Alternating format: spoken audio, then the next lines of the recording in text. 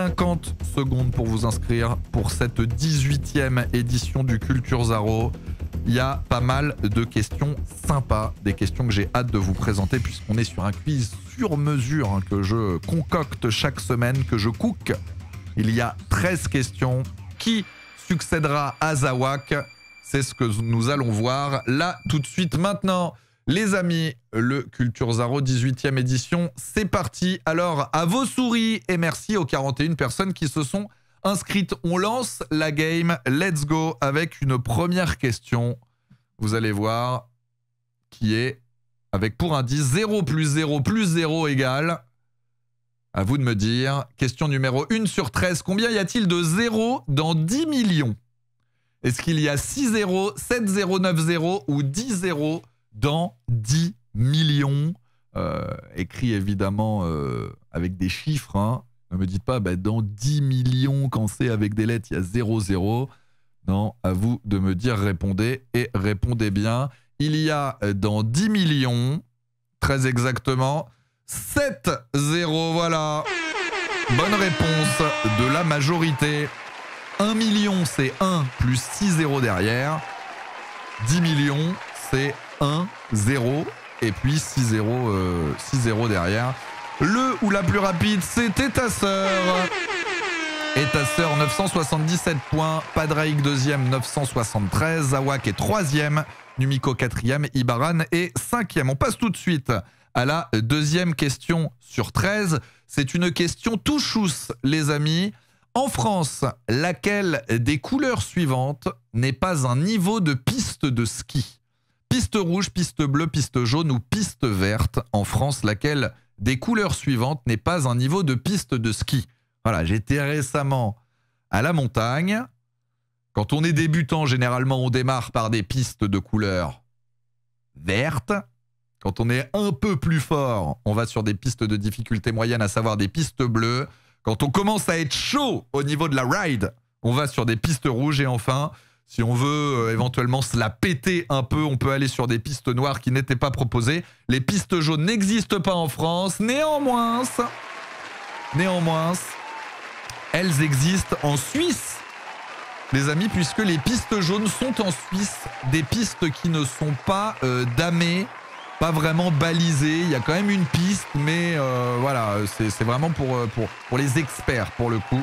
Les fameuses pistes jaunes en Suisse, mais qui n'existent pas en France. Coup d'œil sur le classement. Et ta sœur est en tête. Ibaran est deuxième, Alcatraz troisième, Zawa quatrième, Darem 98 est cinquième et No Pintade a grimpé de 6 places. Question suivante, c'est une question d'actualité avec pour indice j'ai dépensé sans compter. Indice chez vous, j'ai dépensé sans compter. Question 3 sur 13. Avec Remus, Romulus et Calici, la start-up américaine colossale Bioscience prétend avoir ressuscité des dragons cracheurs de feu, des dodos, l'oiseau, des loups géants ou des tigres à dents de sabre. Avec Remus, Romulus et Calici, la start-up américaine colossale Bioscience prétend avoir ressuscité. Mais ressuscité quoi? Des dragons cracheurs de feu. Pas si ça a déjà existé, mais pourquoi pas. Des dodos, des loups géants ou des tigres à dents de sabre. On parle ici de loups géants, aussi appelés loups sinistres. L'entreprise américaine colossale Bioscience, qui est spécialisée dans la désextinction, affirme être parvenue à faire revenir pour la première fois une espèce disparue, à savoir le loup sinistre, aussi appelé loup géant. Alors j'ai mis prétend avoir ressuscité, parce qu'en réalité, c'est pas tout à fait ça. On va regarder quelques explications pour cette question, question 3. Voilà, hop, avec... alors attendez, tac, une petite vidéo que j'ai trouvée très sympathique et qui nous explique un petit peu les tenants. Il s'appelle Colossal et il vient de faire le plus gros coup de com' de l'histoire des sciences récentes. The dire wolf has been brought back from extinction. The return of the dire wolf. Scientists say they've now brought them back. C'est plutôt des hybrides, effectivement. Tout a commencé avec des souris mammouths. Oui, des souris génétiquement modifiées pour avoir de la laine de mammouth à la place de leur pelage habituel. Plus précisément, l'expression de 7 gènes de ces souris a été modifiée pour y insérer des éléments issus de l'ADN des mammouths laineux. Vous l'avez compris, l'objectif à terme serait de faire renaître les mammouths. Sauf que cette annonce en cachait une autre beaucoup plus grosse, la résurrection d'une espèce de loup géant disparu il y a 10 000 ans. 3 individus sont nés de ce projet, Romulus, Remus et Khaleesi, qui sont aujourd'hui bien en vie et dont la vidéo a fait l'actualité. On dirait un peu des SBB, non? Pour déséteindre une espèce, voici la recette. Dans notre chaudron, il nous faut d'abord l'ADN le plus complet possible est un peu un loup géant. C'est la condition des trucs de Game of Thrones pour enclencher un tel processus. Par exemple, pour les dinosaures, l'ADN s'est tellement dégradé avec le temps qu'un scénario à la Jurassic Park est impossible. Pour les loups géants, l'ADN a été récupéré sur des fossiles en très bon état. Ensuite, dans notre chaudron, il nous faut une... Ça a été récupéré sur une dent, ça a été récupéré sur un crâne, ça avait à peu près 10 000 ans. Donc les fossiles de dinosaures, l'ADN, il y en a plus suffisamment parce que c'est des millions, des dizaines de millions d'années les fossiles de dinosaures. La plus proche possible, actuellement vivante. C'est chez cette espèce qu'on va exprimer les gènes issus de l'espèce disparue. En l'occurrence, pour les loups géants, Colossal a modifié les gènes de loup gris. Ensuite, on ajoute une mère porteuse d'une espèce là encore vivante et apparente. Ils ont choisi un chien. C'est comme ça, grosso modo, que les loups géants ont été dééteints. Sauf qu'il y a un petit souci. Si je vous dis que cette espèce a été dééteinte, je reprends les éléments de communication de Colossal, une entreprise privée qui n'a pas partagé ses résultats scientifiques. La réalité est bien différente. Romulus, Remus et Khaleesi ne sont pas fondamentalement des loups géants, ce sont des loups gris modifiés génétiquement. Grâce à des ciseaux génétiques qu'on appelle CRISPR, ils ont fait une sorte de bricolage d'ADN pour exprimer des caractéristiques d'une espèce disparue dans une espèce existante. On ne peut pas nier que ce soit impressionnant, mais ce n'est pas une désextinction. On va s'arrêter là les gars pour les explications, mais vous avez compris à peu près l'idée. Ils ont donc modifié un ADN de loup commun, si je puis dire, pour eh bien l'implanter et en faire ces loups blancs, quoi. Ils ont tout simplement modifié. Donc on peut pas parler de résurrection de l'espèce. On va regarder maintenant le classement. Est-ce que celui-ci a évolué? Ta sœur est toujours en tête, Alcatraz 2e, Ardeus 3e, J2 Toc en 4e position et Mignac est 5e. Si vous souhaitez nous rejoindre et participer, vous pouvez prendre la partie en cours, n'hésitez pas. Vous n'avez qu'à cliquer sur le lien que je viens de mettre dans le chat, vous entrez votre pseudo et vous allez pouvoir nous rejoindre. Après, certaines espèces se sont éteintes à cause de conditions environnementales. C'est pas une grosse connerie de remettre ces animaux dans... Ah ben oui, bien sûr. Non, mais il y a tout un tas de questions qui se posent, Nana. Effectivement, et ce côté, on a une dette, bah voilà, fallait pas jouer au con à un moment, c'est trop tard, c'est trop tard. Alors, question numéro 4, tiens, en parlant de jouer un peu au con, on va continuer dans ce genre de déconnexion, un autre style, question numéro 4, indice s'envoyer en l'air, avec quelle compagnie Katy Perry a-t-elle voyagé 11 minutes dans l'espace? Est-ce que c'est Air France, Blue Origin, Ryanair ou SpaceX? Question numéro 4 sur 13. Avec quelle compagnie Katy Perry a-t-elle voyagé 11 minutes dans l'espace? Vous la voyez en photo, dans sa combinaison. Voilà, elle faisait partie d'un crew de 6 femmes. Et c'est l'entreprise dont Jeff Bezos est propriétaire. Il s'agit de Blue Origin et non pas SpaceX. L'entreprise de Elon Musk, c'est Blue Origin. Et là encore, j'ai une petite vidéo pour que vous puissiez voir ce que ça a donné. C'est juste ici, voilà, Katy Perry qui est montée à bord de la fusée Blue Origin. Et voilà ce que ça donne. Levée vers l'espace, une petite fleur à la main, la chanteuse Katy Perry embrasse le sol après un voyage de 11 minutes dans l'espace. 500 000 balles. Hein. La star faisait partie d'un équipage entièrement féminin qui a été propulsé à 100 km de la Terre grâce à la fusée Blue Origin. C'était le 11e voyage, la 11e mission. La chanteuse ici en apesanteur était accompagnée de 5 autres femmes. Occupons l'espace!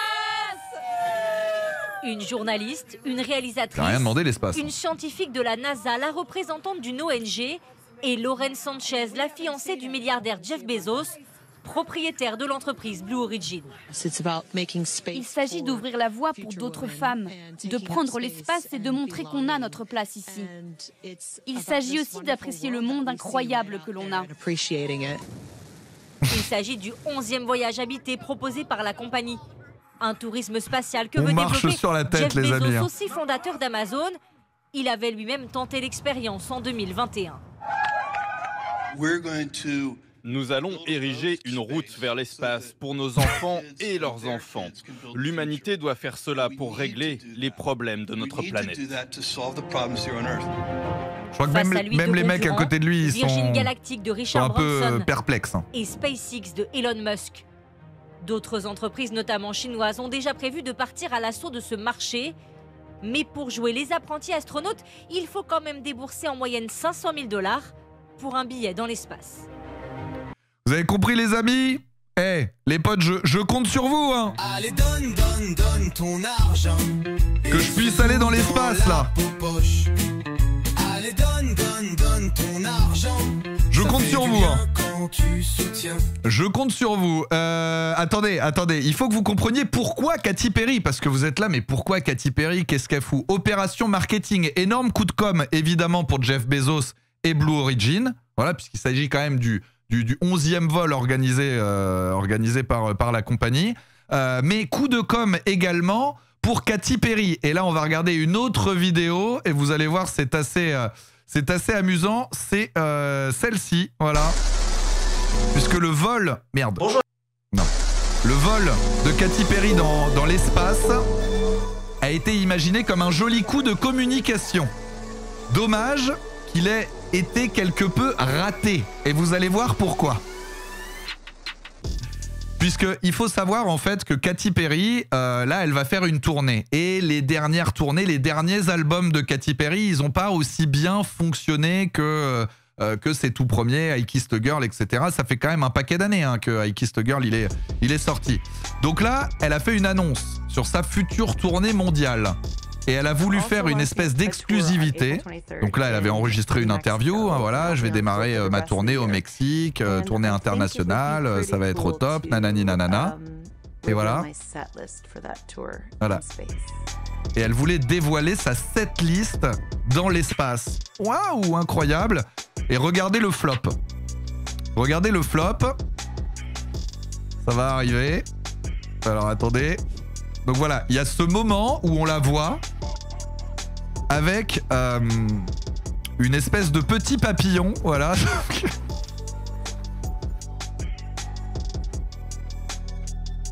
Sauf que les femmes n'ont rien compris car c'était écrit trop petit. Katy Perry annonce la setlist de sa tournée depuis l'espace et on est en mode mais qu'est-ce qu'il y a d'écrit? Donc énorme flop. J'adore.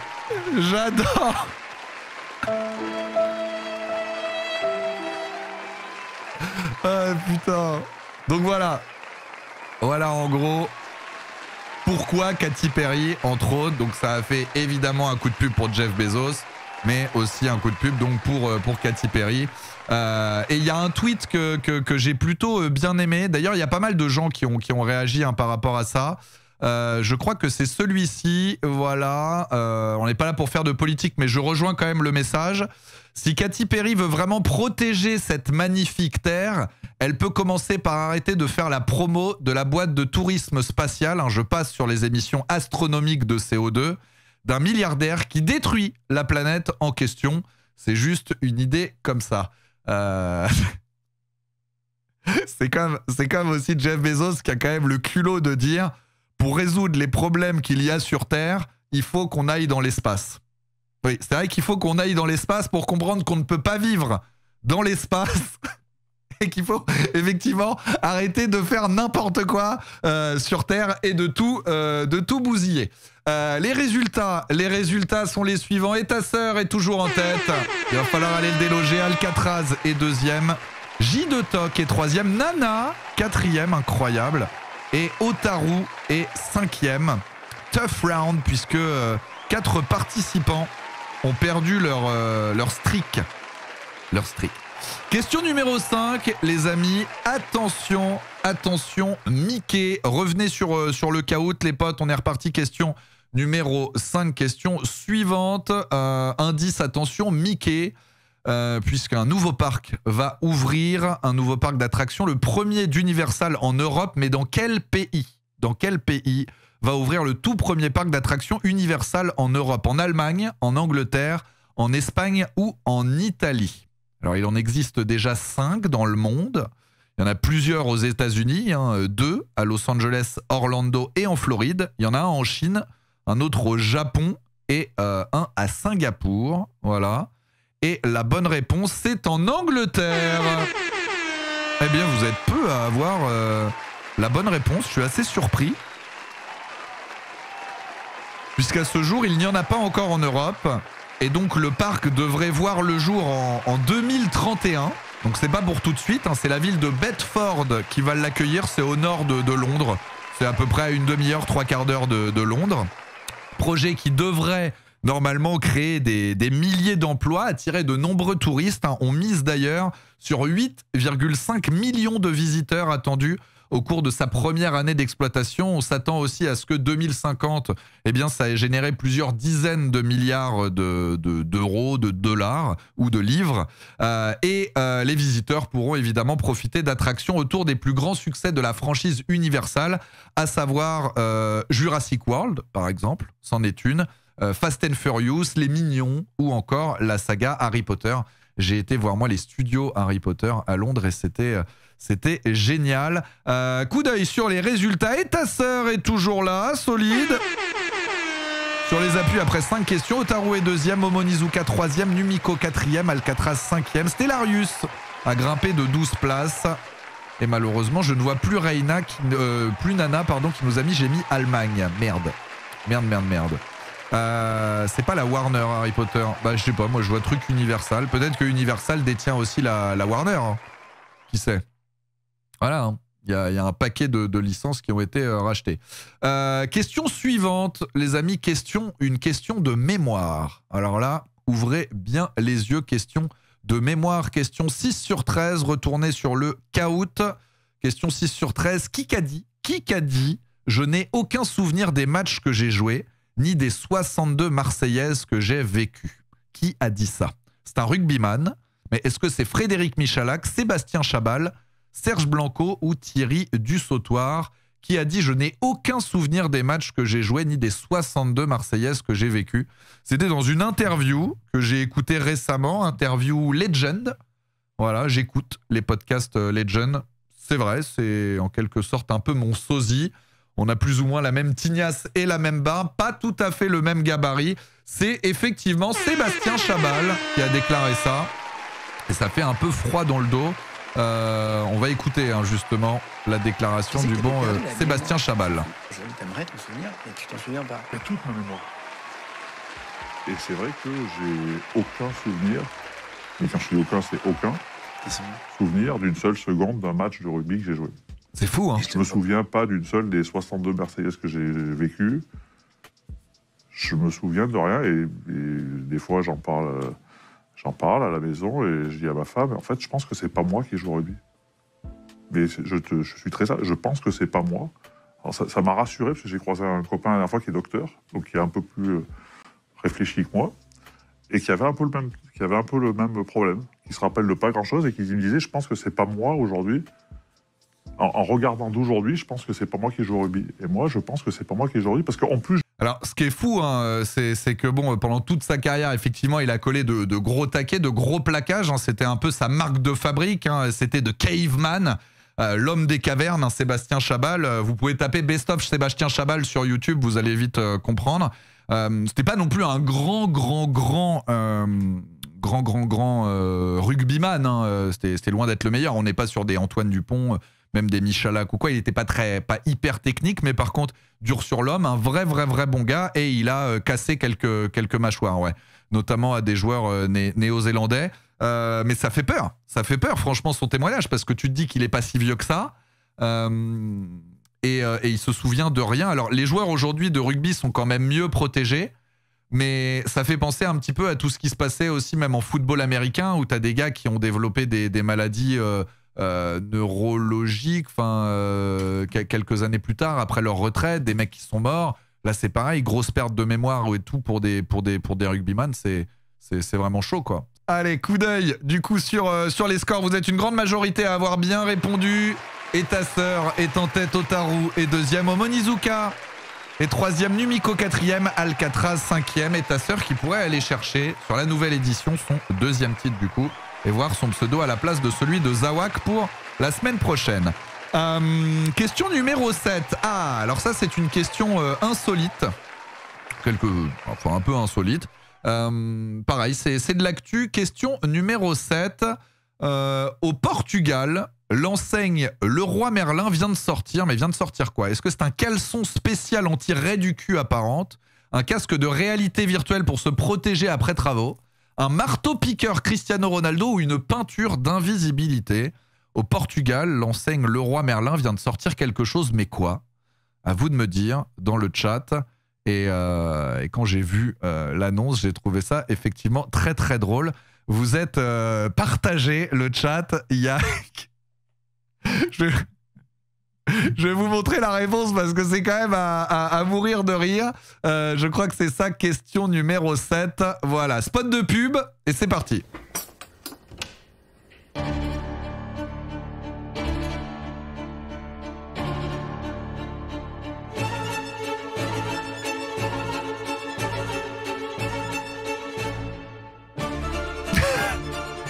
Chegaram os boxers de cintura subida para que se concentre apenas no trabalho. Merlin diz, os boxers para toda a obra. Só a Leroy Merlin tem solução para tudo, mesmo tudo.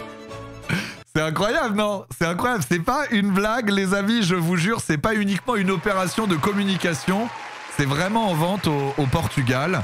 Voilà.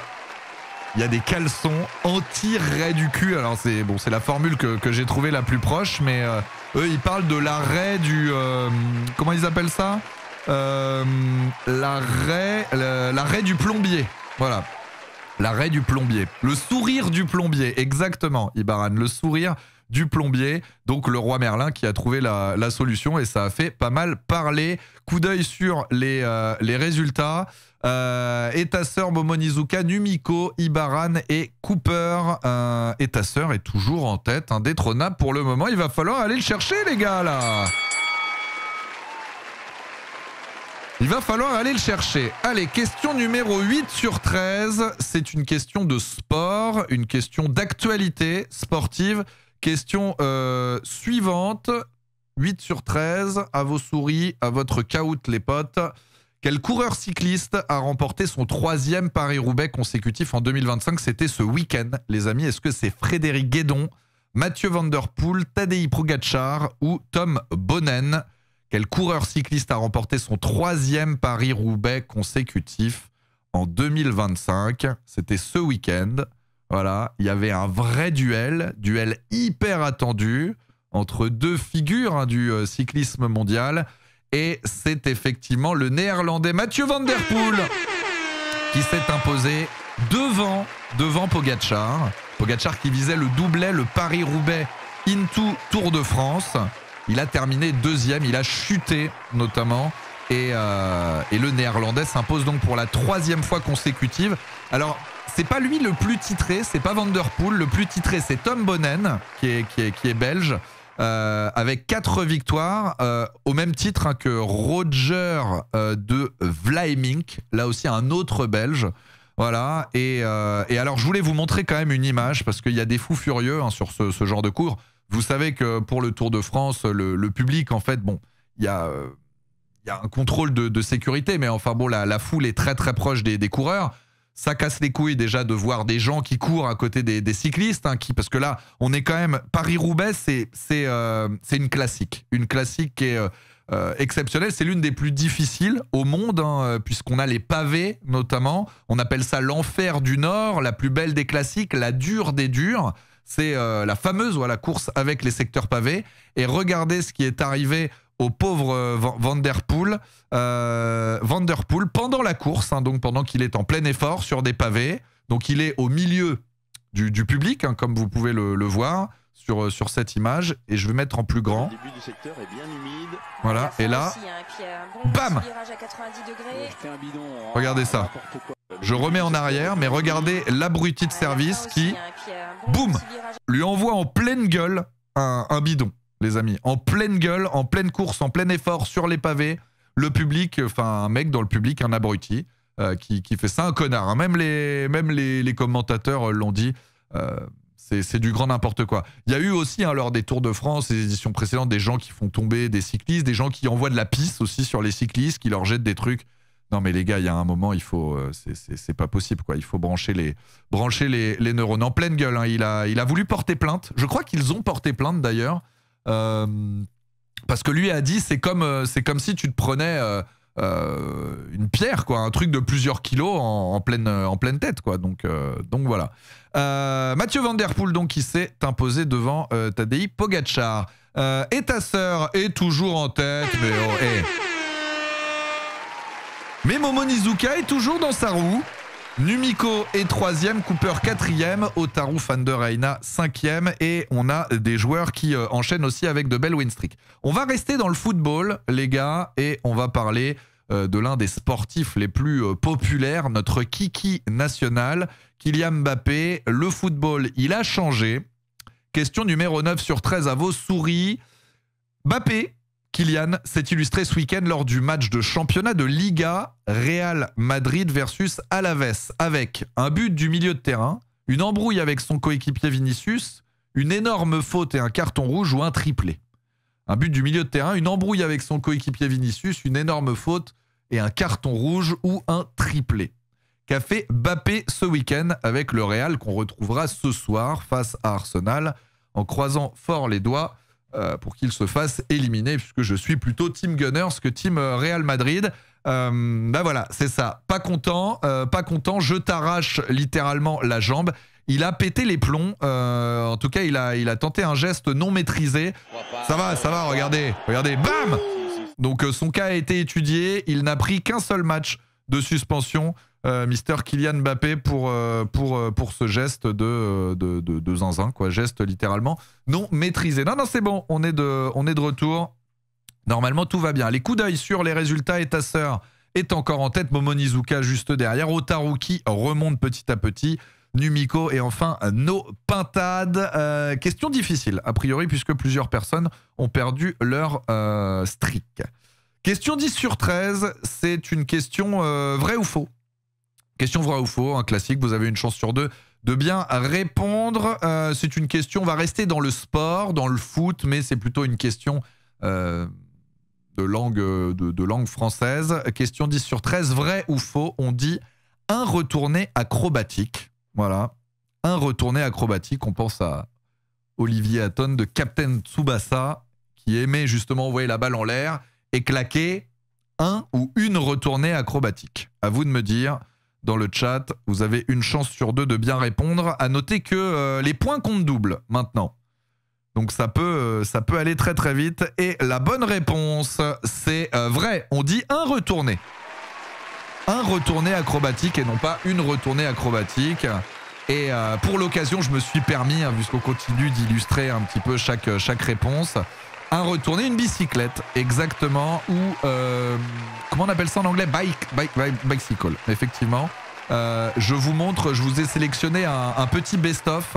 Regardez ça, voilà, petit best-of, bam, de quelques retournées acrobatiques d'anthologie. Gareth Bale en finale de Ligue des Champions contre Liverpool avec le Real. Voilà. On a celle-ci de Cristiano Ronaldo. Bam! Assez exceptionnelle aussi. Voilà. Plutôt pas mal dans le genre. Même Zizou n'en croit pas ses yeux. Le cri-cri. Et alors celle-là de Zlatan Ibrahimovic avec la Suède contre l'Angleterre. Regardez. Alors celle-là, elle est extraordinaire. Extraordinaire, celle d'Ibrahimovic. Il y a encore beaucoup de questions de foot. On est plus sur une question de langue française que de foot. Voilà. Regardez aussi celle-ci. Magnifique, non? Celle de Shaqiri. Voilà, je voulais vous faire un peu, voilà, vous montrer une espèce de petit best-of de quelques retournées acrobatiques. Question 11 sur 13 qui va arriver, mais avant ça, coup d'œil sur les résultats. Vous êtes quand même une bonne majorité à avoir bien répondu. Et ta sœur qui dépasse les 10 000 points, qui est sur un 100% de bonnes réponses pour le moment, suivi par Momo Nizuka, 9847 points, Otaru, 8686, Nopinta des 4e et Ardeost qui monte sur le top 5. Padraig est de retour avec un joli combo de 3 bonnes réponses consécutives. Et on enchaîne, il reste 1, 2, 3 questions, les amis, 3 questions. Question numéro 11 sur 13. Alors celle-ci, je vais vous demander d'écrire, ok? Et vous allez devoir valider votre réponse une fois que vous l'avez écrite. Vous m'écrivez ça en chiffres, hein, les gars. Vous embêtez pas à écrire en lettres. Hein, je vais vous demander un nombre. Donc voilà. Et vous pouvez valider juste ici. En fait, vous allez écrire votre réponse et vous pourrez valider. Alors c'est en haut de l'écran, c'est en haut à droite, juste là, par rapport au caout. Là où il y a ma souris suivant, vous pourrez valider là. Vous mettez votre réponse et vous cliquez dessus, quoi. Question numéro 11 sur 13. On enchaîne. 11 sur 13. C'est parti, à vos souris les amis. Donc vous avez bien compris, vous validez juste derrière. Une fois que vous êtes sûr de votre réponse, je vous demande un chiffre. Combien y a-t-il de cases blanches sur un échiquier traditionnel? Voilà. Combien y a-t-il de cases blanches sur un échiquier traditionnel? Attention, il faut viser juste. Et les points comptent double.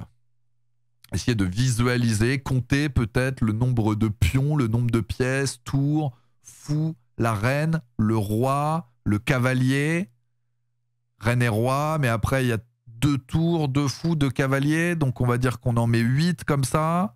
Ok, il y a les 8 pions juste devant, et puis ensuite, on est sur un carré, il y en a 8 également, 8 x 8, 64, 64 divisé par 2, ça donne 32.